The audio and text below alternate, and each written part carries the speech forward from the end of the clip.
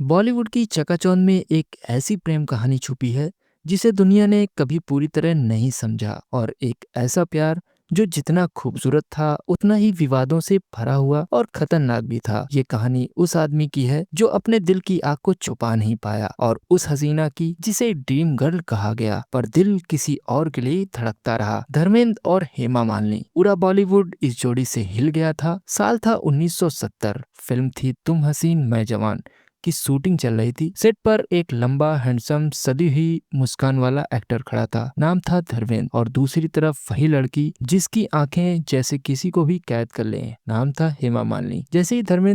जैसे ही हेमा ने धर्मेंद्र जी को देखा, उनका चेहरा अचानक लाल हो गया, नजरें झुक गईं, और धर्मेंद्र उन्हें लगा जैसे पूरी दुनिया थम गई हो। लेकिन एक बड़ी दिक्कत थी, धर्मेंद्र शादीशुदा थे। पूरे बॉलीवुड में ये बात दबाई जाती थी, लेकिन सेट पर हवा कुछ और ही कहानियां सुना रही थी। एक दिन शूटिंग खत्म हुई और हेमा जी ने अपनी वैनिटी वैन में जाने वाली थी, तभी दरवाजे के पास एक गुलाब पड़ा मिला। साथ में एक छोटी सी पर्ची थी, आप मुस्कुराती हैं तो दिल शांत हो जाता है। नाम नहीं था, लेकिन हेमा जी पहचान गई थी। ये गुलाब उसी दिल की तरफ से आया था जो उन्हें पहली नजर में ही अपना मान बैठा था। उस रात हेमा सो नहीं पाई, लेकिन अगली सुबह एक और बड़ा झटका इंतजार कर रहा था। धर्मेंद्र की पत्नी प्रकाश कौर सेट पर आने वाली थी। जिस दिन प्रकाश जी पहुंची, पूरा यूनिट जैसे सांस रोक कर खड़ा हो गया। उन्होंने सीधे धर्मेंद्र से कहा, मैं तुम्हें खो नहीं सकती। धर्मेंद्र खामोश रहे, लेकिन उनकी आंखें बार बार हेमा जी को ढूंढ रही थीं। प्रकाश जी ने हेमा की ओर देखा और कहा, तुम अच्छी हो,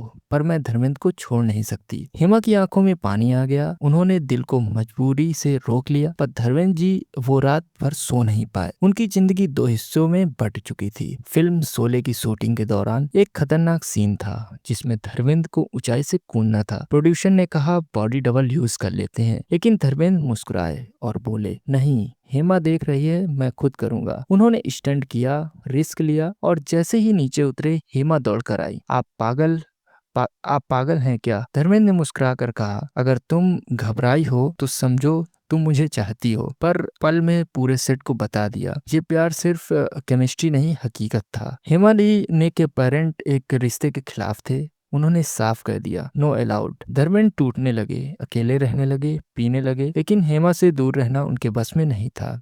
आखिरकार 1980 में दोनों ने वो फैसला लिया जिसने पूरे बॉलीवुड को हिला दिया। धर्मेंद्र ने धर्म बदलकर मुस्लिम रीति से हेमा से शादी कर ली। नाम रखा गया दिलीप कुमार, और आयशा भी। यह खबर आग की तरह फैली। मीडिया शॉक्ड, फैन डिवाइडेड, पर प्यार जीत चुका था। सालों तक दोनों साथ रहे। हेमा कहती थी, Dharmendra is my first and last love, और धर्म जी, उनकी मुस्कुराहट आजीवन वही रही जो पहली बार हेमा को देखकर आई थी। लेकिन फिर वो दिन आया जिसने पूरे देश को रुला दिया। धर्मेंद्र ने इस दुनिया को अलविदा कह दिया।